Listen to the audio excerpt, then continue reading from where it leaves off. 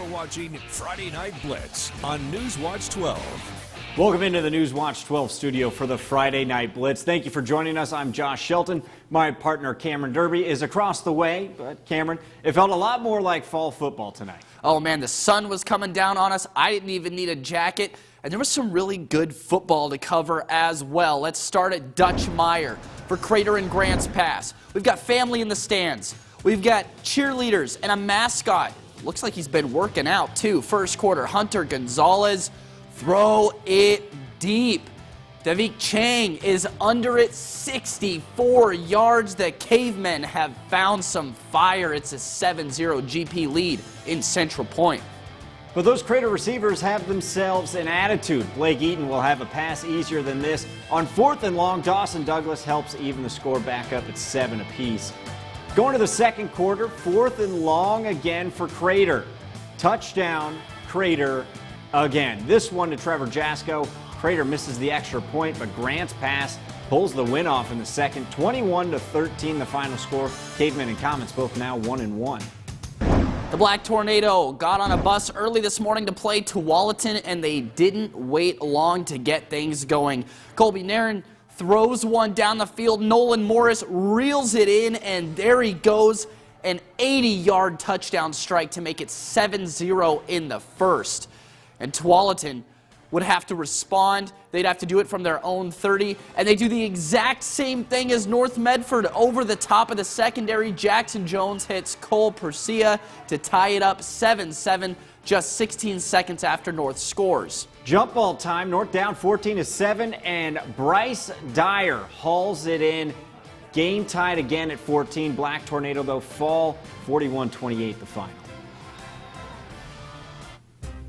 South Medford was also on the road this week. The Panthers go up to Roseburg and beat the Indians by double digits. South Medford improving to 1-1 after last week's loss to Crater. Roseburg plays its first game of the year, so they fall 0-1. So after a couple weeks into the season, a big takeaway for me is how good Crater and Grants Pass both actually are. Grants Pass got the win, but Crater played the Cavemen really tough. Grants Pass has so much size, but Crater has so much speed and athleticism. It'll be really interesting to see how Crater plays North Medford. It's been a real treat to see all these old rivalries happening. But Josh, I think tonight seeing the Klamath Basin schools here in the Valley, that was the treat. Yeah, MAZAMA visiting Eagle Point, Henley visiting Phoenix, Klamath Union visiting Hidden Valley. It's really rare that we see all of the Klamath schools here on the same weekend. We were looking forward to this all week long. Eagle Point hosting MAZAMA. The Basin and the Valley going at it tonight. Opening kickoff. Colby Anderson returning here. Let's go across the field. Did you see that? Take it back. What a sly Viking here. Colby Anderson tricks even our Newswatch 12 camera. We follow Anderson, but he doesn't have the ball. He has to point out to the kicking team that Cole Brosterhouse is going to the house with it. The story of the day for Eagle Point football. MAZAMA goes up 7-0 on the first play. Several goal line touchdowns for Zeke Heaton in this game. MAZAMA got away from it early. It was 49-0 at halftime. It finished 63-0 after the clock got running. MAZAMA moves to 2-0. The Hornets coming over the mountain to play Phoenix. Henley got beat 35-0 last week, and they took that personally. Start of the third quarter, handoff goes to Garrett Northcutt, and he's running north. Past the Pirates, past the defense, to the end zone. Henley leads it 48-0.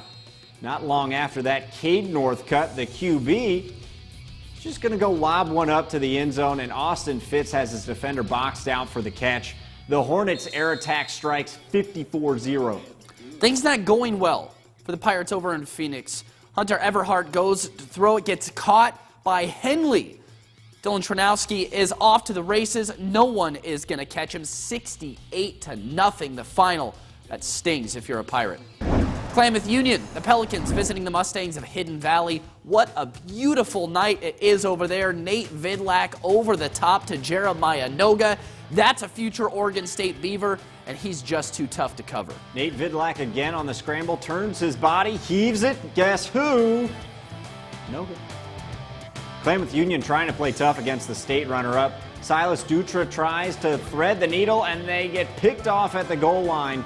Shades of the Seattle Seahawks. And then Hidden Valley just coasts right down the field. Chunk play after chunk play. Shades of the Broncos that same year. Hidden Valley smacks Klamath Union. Hidden Valley up to 2-0 on the season.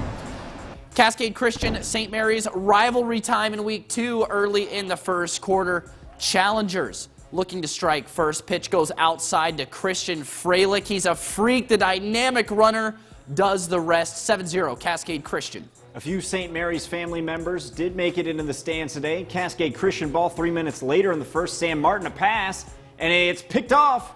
Andrew Reitman has no one in front of him. He could go all the way. Touchdown, St. Mary's. The place is rocking. Extra point no good, though. 7-6 Cascade still leads. Still in the first. Martin rolls over to his left, drops it off to the someone other than Christian, juke stick. He dances all the way to the end zone. Cascade Christian cruises to a 5-0 win, 56-6, the final. Brookings Harbor visiting Sutherland. This is senior Dylan Smalley trying to get around the edge, but he's tracked down. Later on, the Brookings Harbor defense playing big. Callan Christensen picks it off. It was a really defensive game, but in the end, Brookings Harbor falls just short. 15-6, Sutherland wins. Mapleton and Lost River meeting halfway at Hidden Valley High School. The Raiders getting things started with a QB keeper, Zach Turner, keeping it on the end, and he takes off. Turner houses it to give Lost River the early lead. A quick score in the second quarter, then Turner is going to show off that cannon he has attached to his torso. Deep down the field to Caston Hartman, who shrugs off the tackle and then speeds his way to the end zone. Raiders keeping the pedal to the metal. They never let off the gas. 41-0 the final score. Dunkall and Gold Beach. Brian Allen listed as a linebacker first, playing quarterback. Tyler Davis gonna climb the ladder to heaven for it. Comes down with a touchdown in the corner of the end zone. And now we got little Jordan Aguilar. He's a speedy little thing. He scoots in. And that tells the story for Gold Beach. Young Kala goes on to win that one 58-8.